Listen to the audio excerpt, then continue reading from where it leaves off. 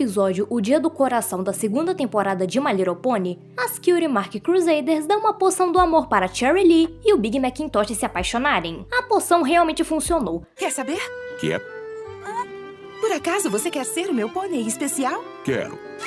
Porém, mais tarde elas descobrem a besteira que fizeram, porque aquilo não era uma poção do amor comum, mas sim o veneno do amor. O que quer dizer com oh-oh? O que demos pra eles pode não ser a poção do amor. Pode ter sido o veneno do amor. E para mostrar o quão perigoso é essa poção, no livro com o tutorial para fazê-la, tem a história de um príncipe que deu essa poção para sua amada, mas o resultado foi desastroso. Pelo visto, há muito tempo um príncipe fez essa receita e deu pra princesa que ele gostava. Ele queria que fosse uma poção do amor, mas as coisas não saíram tão bem. Bom, tem coisa aqui sobre um dragão, a queda do reino, o domínio do caos. Muito bem, pelo visto, isso tudo foi porque o príncipe e a princesa ficaram tão perdidos cruzando olhares que não conseguiam cumprir seus deveres reais. Além da história um pouco trágica, o que chamou a atenção dos fãs foi o fato da tal princesa da história ser um alicórnio, dando a entender que ela era bem mais do que só uma princesa aleatória de um reino aleatório. Porém, nunca saberemos porque essa história nunca mais foi citada ou abordada na série. E claro, a resposta mais óbvia e sem graça é de que aquilo é apenas uma ilustração, então pode não ser muito fiel à história original. Mas mesmo assim, eu criei uma teoria sobre a identidade dessa pônei. E essa teoria que eu criei é tão viajada que ela pode solucionar o mistério por trás da origem das irmãs princesas. Hello Crystal Ponies, aqui é a Laura Melepeleal e não, isso não é um clickbait. Esse vídeo é sobre a minha teoria de quem é a misteriosa princesa do episódio do Dia do Coração. Muitos de vocês vão ficar bravos comigo por isso, mas essa teoria envolve a G5. Sim, eu também não gosto muito da história da G5, e alguns de vocês muito menos. Mas a G5 é sim canônica no universo da G4, independente dos furos de roteiro e do que os fãs acham, a história dela continua sendo canon no universo de My Little Pony. Então dá sim pra meter ela nessa teoria, para de frescura. A minha teoria é de que aquela princesa do livro veio de Scarus, que na G5 é um reino de origem dos alicórnios, como a Opaline e das Irmãs Princesas. Porém, esse lugar sumiu misteriosamente antes dos acontecimentos da quarta geração. E na G5 fica fortemente implícito de que a Opaline foi a responsável pelo desaparecimento ou até extinção dos alicórnios. Mas e se foi graças ao veneno do amor que isso aconteceu? Pois parando pra pensar, faz um pouco de sentido, levando em conta que a princesa da ilustração é um alicórnio, que pelo menos no período em que a G4 se passa não são tão comuns, e é dito que graças ao veneno do amor, o reino que pertencia à princesa acabou graças aos efeitos da poção. Então será que foi por isso que Scarus não existe mais? E sim, eu sei que nunca foi especificado de qual dos dois pombinhos pertencia o reino antes deles se envolverem.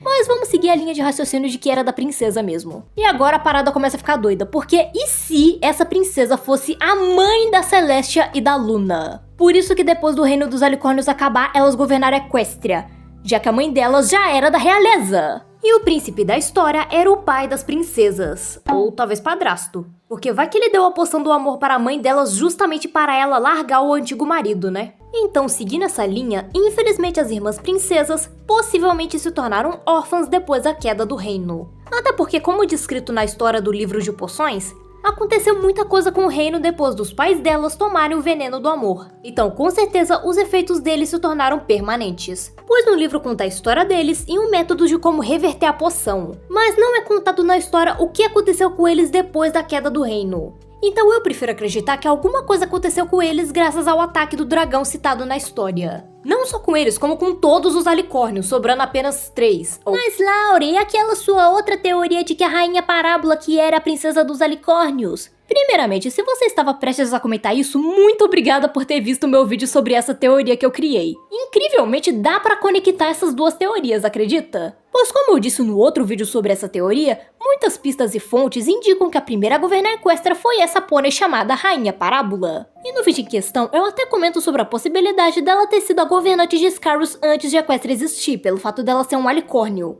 Então a minha teoria fica ainda mais maluca, pois e se a Parábola for a avó das irmãs princesas? Pois a Parábola pode ter criado uma espécie de tradição em que suas descendentes iriam crescer em Scarus e governar o lugar temporariamente, para depois herdar o trono de Equestria, como uma espécie de preparo.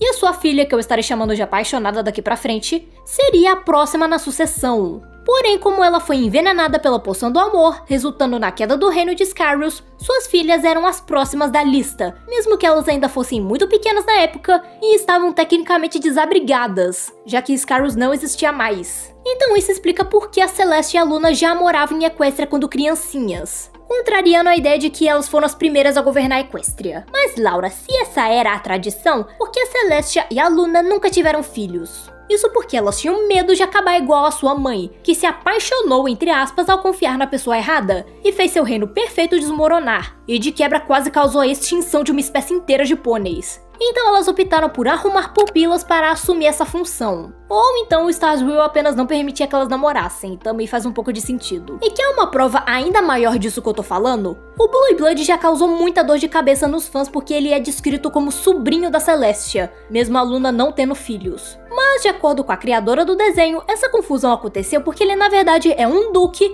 e que só chamaram ele de sobrinho para simplificar as coisas. E nessa minha teoria, a antiga herdeira do trono de Equestria era a mãe das irmãs. E como o Blue Blood tem o sangue real dela, é por isso que ele tem um monte de regalia, mesmo tecnicamente nem tendo um parentesco tão próximo com as irmãs. Mas Laura, na época do episódio do Dia do Coração, nem sonhavam em criar a quinta geração. Não faz sentido juntar as duas gerações nessa teoria. Você literalmente acabou de explicar. É apenas uma teoria. Uma teoria que tenta solucionar um mistério que está há mais de 14 anos sem solução. Então deixa eu me divertir, vai. Mas então, esse foi o nosso vídeo, espero que vocês tenham gostado. Muito obrigada aos membros do canal e ao apoio que eles estão me dando. Tchau, até os próximos vídeos!